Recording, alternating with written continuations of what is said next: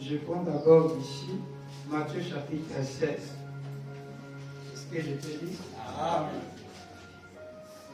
Dès lors, ceux qui sont avec moi, vous êtes déjà? Amen.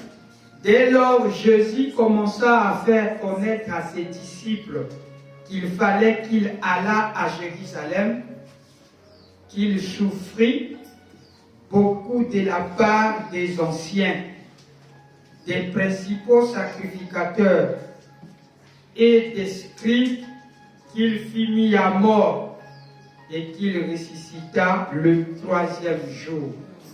Ça, c'est Jésus qui commençait déjà à le faire connaître à ses disciples. Dans Matthieu chapitre 17, le verset 22, voici ce qu'il dit. Pendant qu'il parcourait la Galilée, Jésus leur dit, le Fils de l'homme doit être livré entre les mains des hommes. Ils le feront mourir, et le 3e jour, il ressuscitera. Ils furent profondément attristés. Vous pouvez vous asseoir. Matthieu 20 toujours, le verset 18. Voici, nous montons à Jérusalem, et le Fils de l'homme sera livré aux principaux sacrificateurs et aux scribes. Ils les condamneront à mort, et ils les livreront aux païens, pour qu'ils se moquent de lui, le battent des verges, et le crucifient. Et le 3e jour, il ressuscitera. C'est toujours l'enseignement sur la résurrection. C'est toujours lui qui promet la résurrection. Donc, les disciples n'étaient pas étonnés de voir Jésus être crucifié. Parce que dans les dernières instances, les derniers enseignements, il leur promettait sa mort, sa crucifixion. Dans ses bandes à lui, il y avait plus. Il était déjà en train de prophétiser comment il devait mourir, comment il devait être crucifié. Alors, le verset 62 de Matthieu 27, il dira ceci, toujours Matthieu. Le lendemain, qui était le jour après la préparation, les principaux sacrificateurs et les pharisiens allèrent ensemble auprès de Pilate. Et il dit, Seigneur, nous nous souvenons que cet imposteur a dit, quand il vivait encore, après 3 jours, je ressusciterai. Ordonne donc que le sépulcre soit gardé jusqu'au 3e jour, afin que ses disciples ne viennent pas dérober le corps et dire au peuple, il est ressuscité des morts. Cette dernière imposture sera pire que la première. Et voulait contredire le plan de Dieu. Alors, maintenant, nous allons prendre les enseignements des disciples. L'apôtre Paul, dans 1 Corinthiens chapitre 15, le verset 3. 1 Corinthiens chapitre 15. Je vous ai annoncé avant tout, comme je l'avais aussi reçu, que Christ est mort pour nos péchés, selon les Écritures. Il a été enseveli et qu'il est ressuscité le 3e jour selon les Écritures. Amen. Et qu'il est apparu à Céphas, puis aux 12. Ensuite, il est apparu à plus de 500 frères à la fois, dont la plupart sont encore vivants et dont quelques-uns sont morts. Ensuite, il est apparu à Jacques, puis à tous les disciples qui Christ. Donc, je ne sais pas si vous avez compris en commençant par sa prédiction. La manière dont il était en train de prophétiser sur son ensevelissement, sur sa crucifixion, sur sa mort, même sa résurrection. Et les disciples aussi, comme Paul arrive, il prêche ce que le maître avait dit tout en étant témoin de ce qu'il avait écouté là-bas. Et lui-même aussi témoin de la résurrection, de ce que Christ lui est apparu sur le chemin de Damas. Il continue toujours, il continue dans la même optique, dans la même pensée. Il dira dans 1 Corinthiens chapitre 15, le verset 12, regardez ce qu'il dira. Il va s'appuyer sur ça. Or, si l'on prêche que Christ est ressuscité des morts, comment quelques-uns parmi vous disent qu'il n'y a point de résurrection des morts? S'il n'y a point de résurrection de mort, Christ non plus n'est pas ressuscité. Et si Christ n'est pas ressuscité, notre prédication est donc vaine. Et votre foi aussi est vaine. Il se trouve même que nous sommes des faux témoins à l'égard de Dieu, puisque nous avons témoigné contre Dieu qu'il a ressuscité Christ, tandis qu'il ne l'aurait pas ressuscité si les morts ne ressuscitent point. Car si les morts ne ressuscitent point, Christ non plus n'est pas ressuscité. Et si Christ n'est pas ressuscité, votre foi est vaine. Vous êtes encore dans vos péchés. Donc, si vous dites que Christ n'est pas ressuscité, vous êtes des pécheurs. Combien de pécheurs étaient-ils à cette époque-là? À l'époque de Jésus, il y avait encore des pécheurs. Par rapport à l'enseignement de l'apôtre Paul. Et si à ce temps-là, il y avait des pécheurs, quel était leur péché? C'est parce qu'ils ne croyaient pas que Christ était ressuscité. Et aujourd'hui, c'est la même chose encore. Il y a des pécheurs aujourd'hui qui maintiennent Branham dans la tombe. Et si Branham n'est pas ressuscité, notre prédication est faite.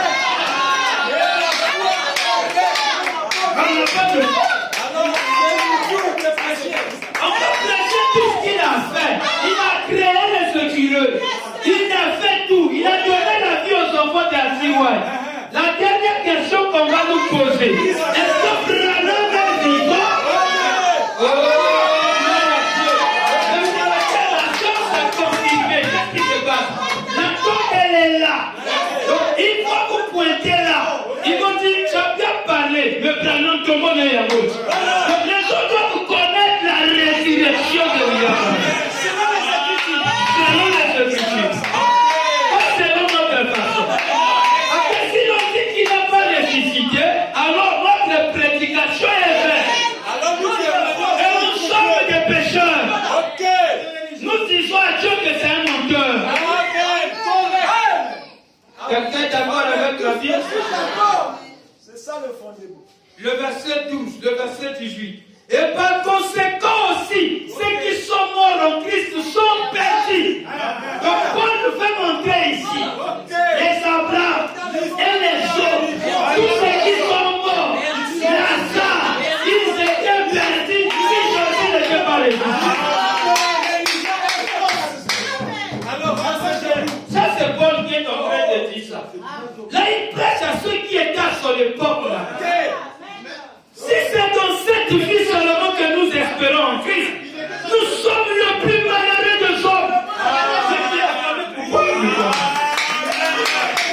Nous sommes les plus malheureux des hommes. Si c'est pour cette vie que nous espérons. Mais maintenant, Christ est ressuscité des morts. Il est le prémisse de ceux qui sont morts. Alléluia. Le prémisse.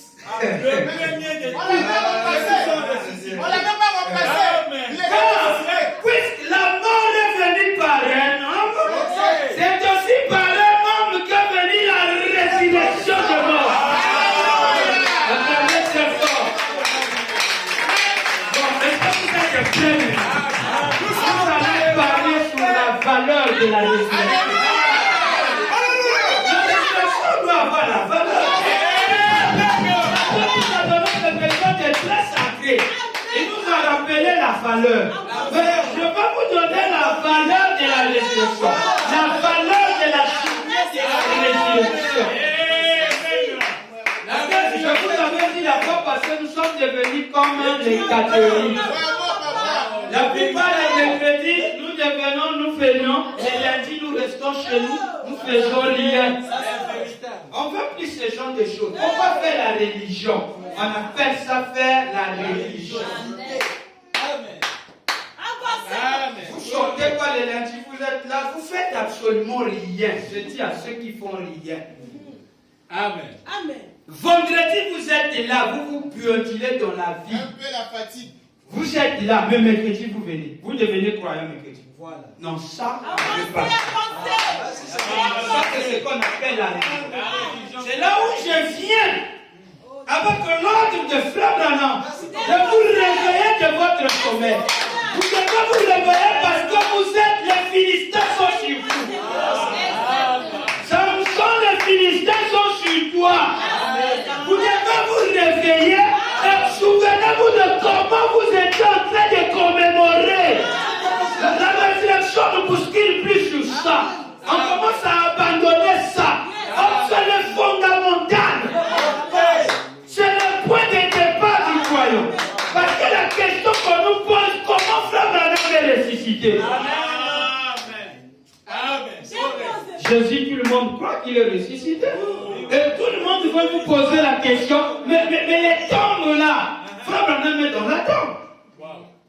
Nous avons la tombe de Frère Branham. Mais celui de Jésus est vide. Mais qui vous a dit qu'elle est vide? C'était les disciples. Paul a prêché ça. Paul le Kentucky aussi doit dire que Christ est ressuscité.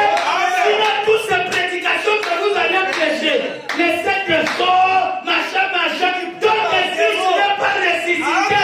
Votre prédication est déjà à zéro.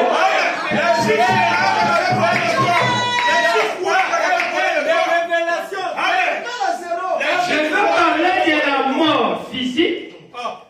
Depuis quand c'est spirituel? De la mort physique, de l'ensevelissement physique et de la résurrection physique de l'homme Branham. Oh, je l'entends là. C'est les Écritures. Il est vivant, il est ressuscité. Qui? Il y a. Il est ressuscité comment? Tu dois nous démontrer comment tu sais. Oui, on ne refuse pas ça. Tu dois te démontrer qu'il est ressuscité. Il est ressuscité comment? Dans ta vie. On doit voir les actes de Christ ressuscité dans ta vie. Et après cela, on doit palper Christ dans ta vie.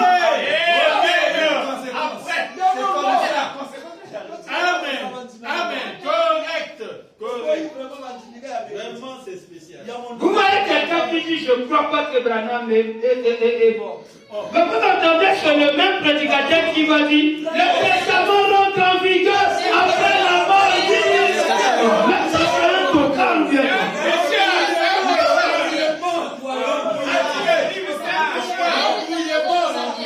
Quand le passage que tu dis ça camponne dans la résurrection et la mort physique. C'est pas la parole, mais c'est selon les Écritures. Moi, je ne prêche pas un Christ qui a marché à Jeffersonville. Je prêche le Christ qui est ressuscité dont il est mort.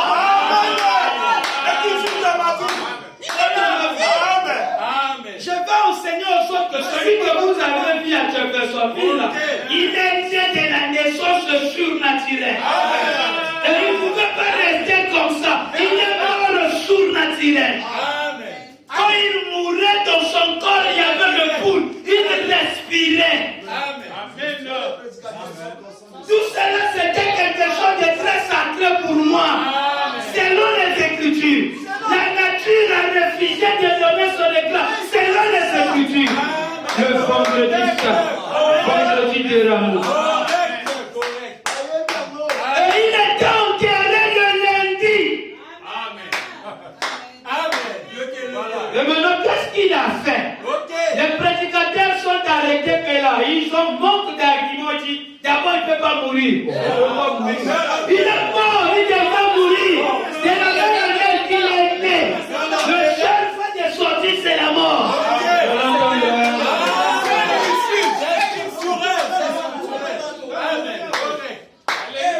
La valeur de la résurrection. La valeur doit venir chez nous. C'est une perle. Amen. C'est une perle. C'est des disciples qui sont censés. Quand vous voyez un disciple qui croit la résurrection C'est un vrai disciple. et qui commence à banaliser mercredi, c'est un aigle qui a perdu sa position. Et Frère Branham me dit, il était autrefois un aigle, mais il est devenu un faucon. Il a perdu son identité. Il a perdu son identité, pourquoi? Il est devenu tellement bas. Pour lui rester à la maison, c'est bien. La résurrection, ça ne lui regarde même pas. Je sais qu'il est ressuscité. Et maintenant, qu'est-ce que ça fait quand il est ressuscité? Il y a quel problème? Je prends ma sacrifice du croix. Je sais qu'il est ressuscité. Je prends ma sacrifice. Dieu n'a pas donné la valeur. Quand Branham écoute, quand les disciples, les frères ont dit, il est ressuscité. Frère Branham, là où il était, il dit, oh, ils ont dit, il est vivant. Frère Branham dit, oh, wow. Mais c'est une très bonne pensée. Amen. Amen. Ça, c'est lui qui est en train de regarder ce que les autres faisaient sous la résurrection de Christ. Or, il nous enseignait que Jésus était l'exemple parfait de tout ce qui concerne la divinité. Si vous voulez connaître Jésus, vous voulez connaître Branham, regardez ce qui s'est passé là-bas. Branham me regarde et dit, waouh, la pensée là est bonne. Ce que nous faisons ici, il est vivant. Et il est pensé. Mais cette pensée est bonne. On va prier la citation parce qu'on rentre déjà. La prédication, la foi. Alléluia. Prêchez le 25, 7e mois, 52. Je vous attends. La foi. La foi. Je suis arrivé chez eux. Je croisais avec les cris dénominationnels. Il est vivant. Tu ne poses pas la question. Au lieu de demander, vous avez eu ça où? Y a-t-il une situation qui vous choque? Voilà, je te J'aime donne. ces croyants, c'est comme ça. Voilà, je te donne. Le diable condamne sans avoir écouté. Paragraphe 78. Faites venir cette dame. La dame arrive. Frère Branham l'a regardé. Bonsoir. Croyez-vous de tout votre cœur, de toute votre vie, et encore seulement? Très bien. Eh bien, j'aimerais que vous regardiez dans cette direction-ci. Très bien. Maintenant, il cause avec la femme. Il attend que la chose là descende. Vraiment. Donc, il cause avec la femme. Il regarde le public. Il dit, je me suis réjoui de la pensée que vous avez eue là. Il est ressuscité. Il est vivant. Il vit dans nos cœurs. Il est vivant. Il vit dans nos cœurs. Je me suis réjoui de ça. Je me suis réjoui de cette pensée-là. Mais mon frère Branham se réjouit de cette pensée. Toi, tu ne te réjouis pas de cette pensée. Alors, qui est-il? Moi, je suis derrière frère Branham dans la citation. Frère Branham se réjouit de la pensée qu'il m'a haï. L'homme a haï cette pensée. Il est vivant. Christ Branham se réjouit de ça. Maintenant, toi, tu me condamnes. Tu as deux fils. Il y a des gens qui sont déjà frappés par Dieu sans le savoir. Oui, pasteur. Et je suis dans la citation. Toi, tu n'es pas dans la citation. Voyez les actes derrière la chair. Autant on a les tiens qui gardent. Quelqu'un peut dire un gros amen? Quelqu'un peut dire un gros amen? Je me suis réjoui de la pensée que vous avez eu Paul le Pertucaire. Je me suis réjoui de la pensée que vous avez eu Ima. Je me suis réjoui de la pensée que vous avez eu Leblanc. Je me suis réjoui de la pensée que vous avez eu Nali Bello. Et moi, il est ressuscité. Il est vivant. Qui? William Marion Branham, ressuscité le 13 avril 1966. Ne pas qui dit mercredi soir, à 9h il a tout ça, c'est il est ressuscité. Et Branham nous fait cette pensée. Alléluia. Citation yango.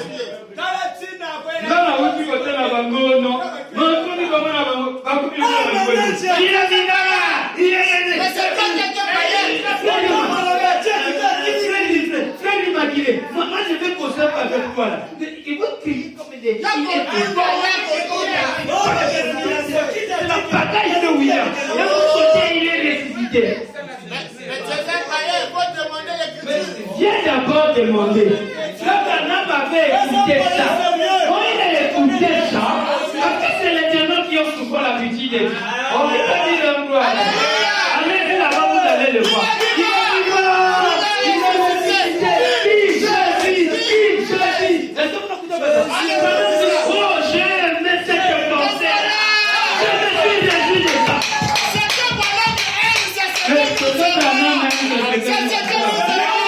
Les chansons que vous chantez là, quoi seulement c'est pour qui? C'est pour les dénominations. Paul Oranger, il a chanté quoi seulement? J'allais entendre un gros amen. Il n'était pas le frère du troisième. Mais cette chanson amène la résurrection de frère Branham.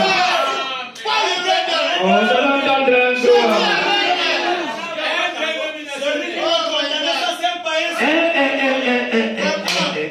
Je me suis réjoui de cette pensée. Voilà, Comment? c'est qui Il est ressuscité. Est-ce que c'est la citation? Frère Branham s'était réjoui de ça. On est loué comme son Dieu. Vous avez pris ça? Oui, c'est pour Frère Branham, c'est pour lui. Voilà pourquoi il nous avait pas dit de mettre sa photo dans nos églises. Nous le mettons parce que nous l'aimons. C'est une seule photo qui nous a été donnée pour celui-là. Voilà. Mais le reste, là, demandez, vous avez des citations. Est-ce que vous avez la citation? Il n'y en a pas. C'est l'amour. Je suis un homme qui Ils sont Issaoul. Ils regardent Frère Branham. Et d'ailleurs, Frère Branham ne vous avait jamais dit de mettre ça. Non. Voilà. Il y a une citation. Parce qu'il avait dit qu'il faut mettre ça. Il dit cette photo est accrochée au mur. Il n'a pas dit mettez ça. Non. Il a dit mettez ça dans vos maisons. Oui. Dans vos maisons, oui. Vous avez prêché quand je parlais. Malheureux.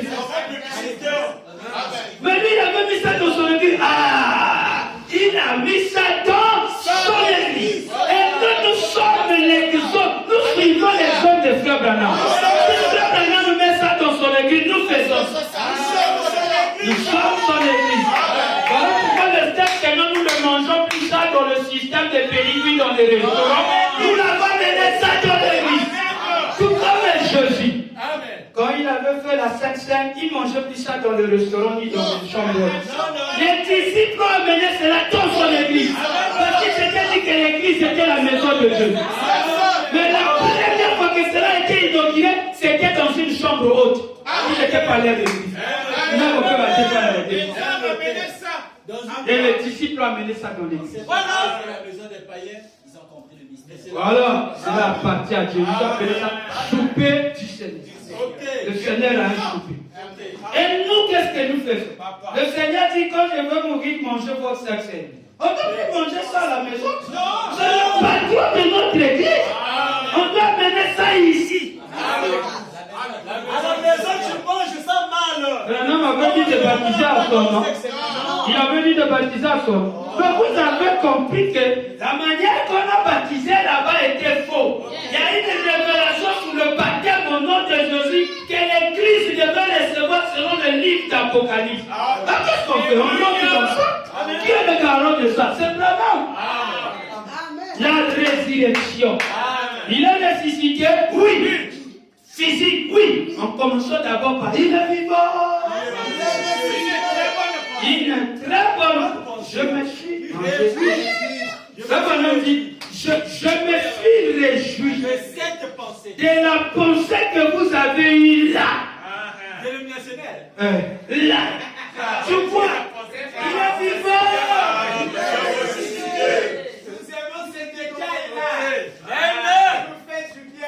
Ce que tu dis là-bas, c'est écrit le vivant. Le révérend Tixon prend ça ici, il est vivant. Mais c'est la parole, c'est la citation. C'est la citation. On ne peut pas faire la chose sans qu'on soit dans la parole. Si cette citation nous amène vers un peu le tournement, ça serait bien que cela soit la citation. La citation va dans le tournement n'existe plus. Ça devient la parole. Profite-nous derrière la citation.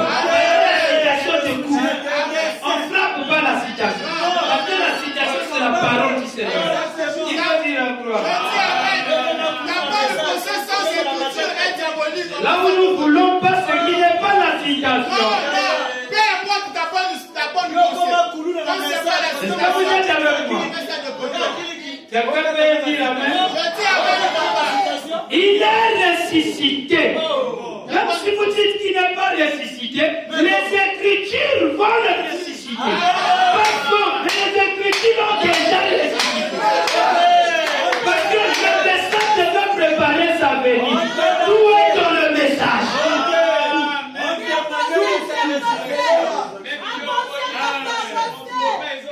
De la même manière qu'il est né physiquement. Frère Branham me dit, je dois ressusciter physiquement. Il dit ça où? Jésus-Christ est le même hier, aujourd'hui et éternellement. Jésus. Il marche, il prêche l'enseignement sur la résurrection. Jésus a prêché sa résurrection. Oui. Pourquoi voulez-vous pas que Branham prêche la résurrection? Et pourtant, nous savons très bien que si vous voulez comprendre Jésus, Frère Branham me dit, il était l'exemple parfait de tout ce qui concerne la résurrection, la divinité. Qui peut dire un gros amen? Le fondement fondamental pour la foi. Ça serait bien que nous lisions ça. Parce que quand nous lisons, ça nous donne un peu la joie. On est filmé et tout ce que nous disons peut être retenu sur nous.